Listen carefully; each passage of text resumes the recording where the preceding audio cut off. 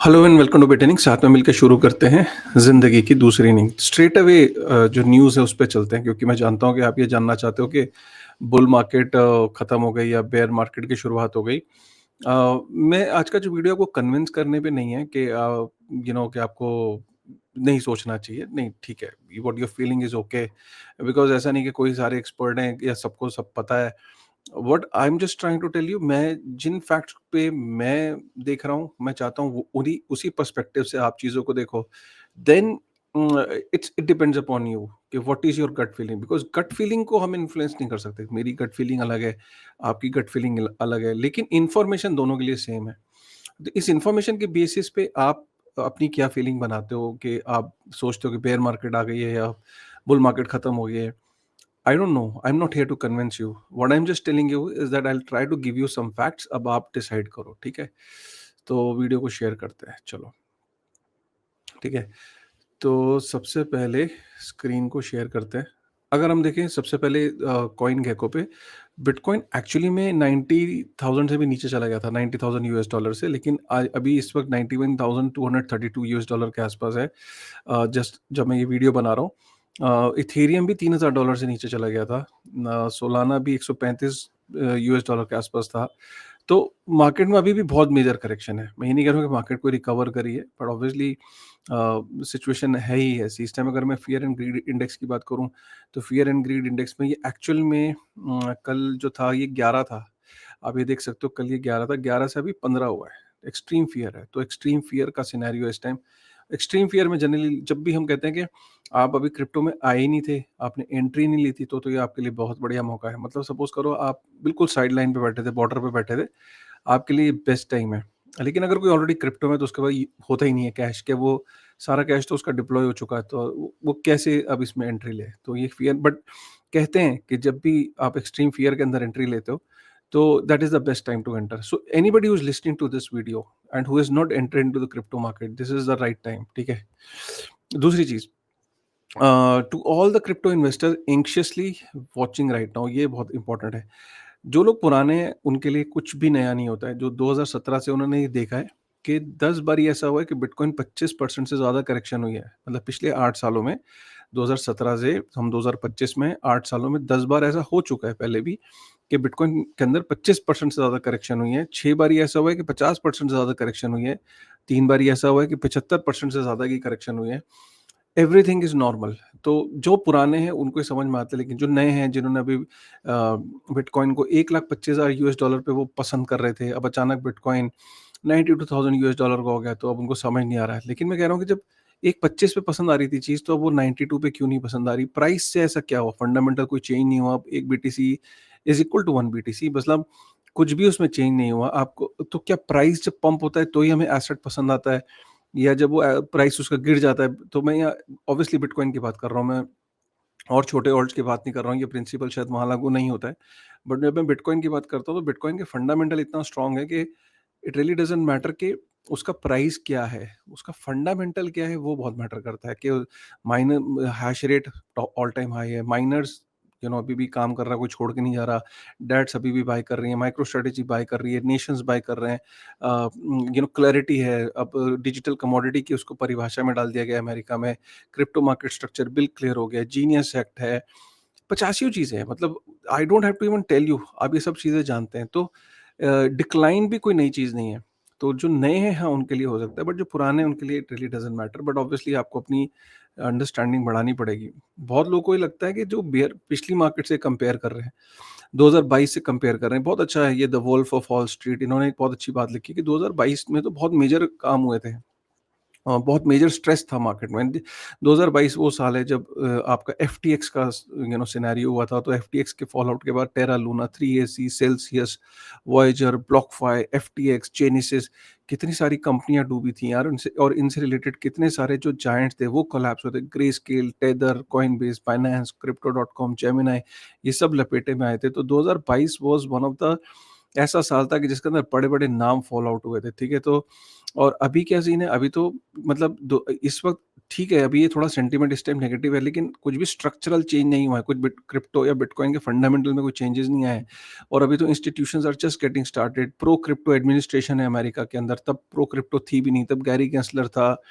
अभी तो ईटीएफ्स को are going mainstream, that's आ रही हैं, कॉर्पोरेट ट्रेजरीज वार्म अप हो रही हैं, वॉल स्ट्रीट जो है एंटर कर रही है, टोकेनाइजेशन हो रहा है, real world assets, early strategic bitcoin reserve conversations हो रही हैं। तो अभी तो कुछ भी ऐसा नहीं हुआ, और इस वक्त आप देखो ना कि इसके अंदर जो प्लेयर्स हैं वो कहीं भागने नहीं वाले। ब्लैक रॉक कहीं नहीं जा रहा, फिडेलिटी कहीं नहीं जा रहा, ईटीएफ अपना दुकान बंद नहीं कर रहे हैं।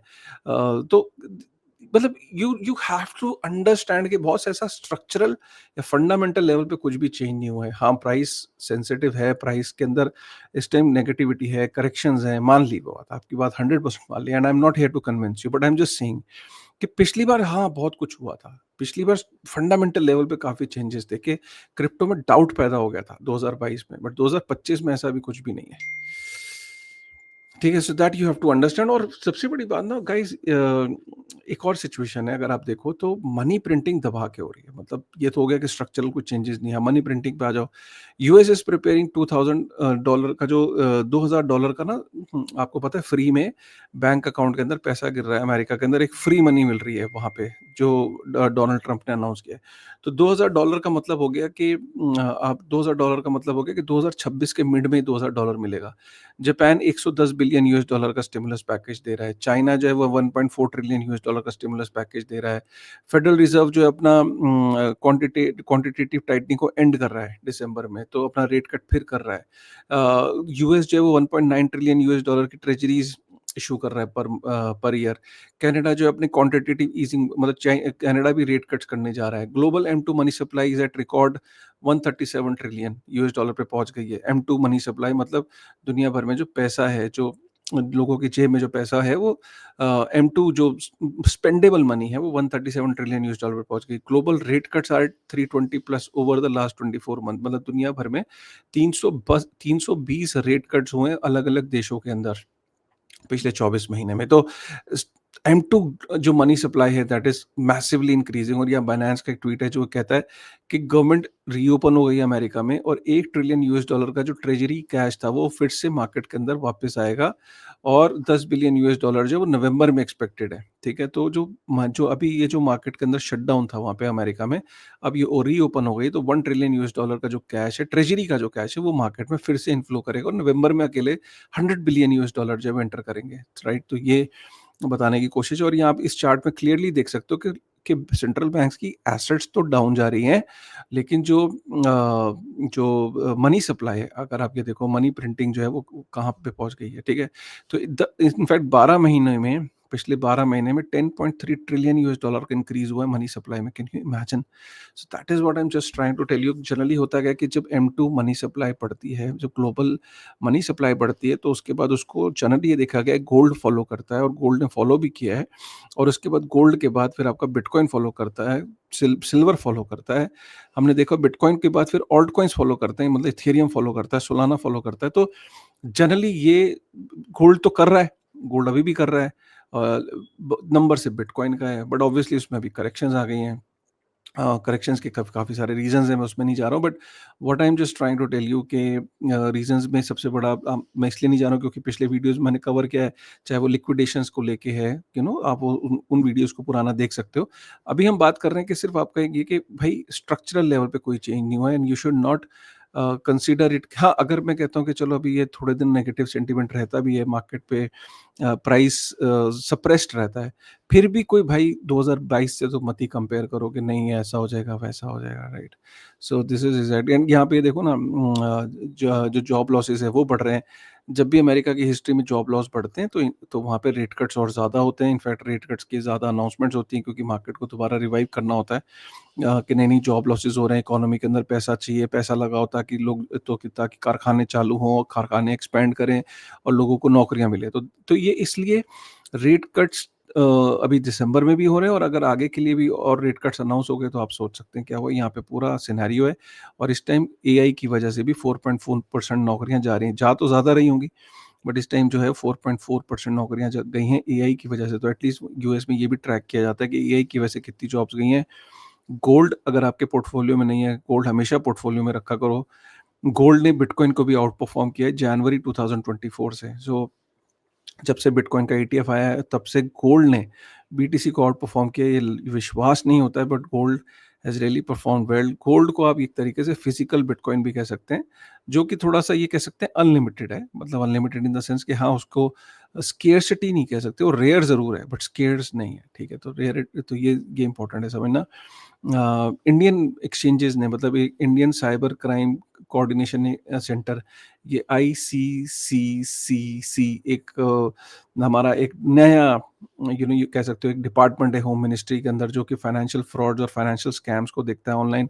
तो उनका ये मानना है, उनकी एक स्टडी ये कहती है कि 623 करोड़ रुपए जो है वो क्रिमिनल एक्टिविटी में इंडियन एक्सचेंजेस ने मूव किए हैं बाहर।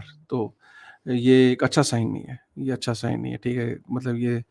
और भाई जब इंडिया की बात हो रही तो पॉलीगॉन ने रेवोल्यूट के साथ, रेवोल्यूट ने पॉलीगॉन को चूज किया है। यूरोप का सबसे बड़ा fintech has officially integrated stable coin payments, trading and Paul staking. बड़ी बात है यार। रेवोल्यूट के ना 65 मिलियन यूजर्स हैं, 5 लाख से ऊपर बिजनेसेस हैं, वो पॉलीगॉन में विश्वास दिखा रहे हैं। तो which is again a very good sign. और again one Indian this thing, one Indian exchange Mudrex, जिसपे भाई ये जो बास्केट्स है ना इनकी कॉइन, अलग अलग crypto blue chips, crypto mid cap, DeFi tracker, आप यहाँ पे अपनी मनपसंद बास्केट चूज कर सकते हो। यहाँ पे आपको बास्केट्स के अंदर कुछ चीजें चलती हैं, कुछ चीजें नहीं चलती हैं। ओवरऑल एटलीस्ट आपके पास अगर समय नहीं है रिसर्च करने का कि यार वो टॉप 30 कौन से हैं, वो टॉप 5 कौन से हैं, वो मिड कैप कौन सा है, वो एआई बेस्ड कॉइन कौन से हैं, सो मुद्रेक्स इस बास्केट के अंदर आप एक्सपोजर ले सकते हो। तो यहाँ अलग अलग तरह की बास्केट है। इनका जो जो बास्केट के मैनेजर्स हैं वो ऊपर नीचे कॉइन को चेंजेस करते रहते हैं with time, and they keep changing their strategies and they keep informing you. So यहाँ पे आप अपनी शुरुआत कर सकते हो। और इसका जो लिंक है वो डिस्क्रिप्शन में मेंशन है। ठीक है, पता कि आप इस टाइम क्या सोच रहे हो, मतलब आप बेयरिश हो, बुलिश हो तो आप नीचे कमेंट करके बताइए, बेयरिश है तो भी बताइए। मेरा ये वीडियो आपको कन्विंस करने के लिए नहीं था कि आपको बुलिश साउंड करना चाहिए, बट कुछ ऐसा लगता नहीं है।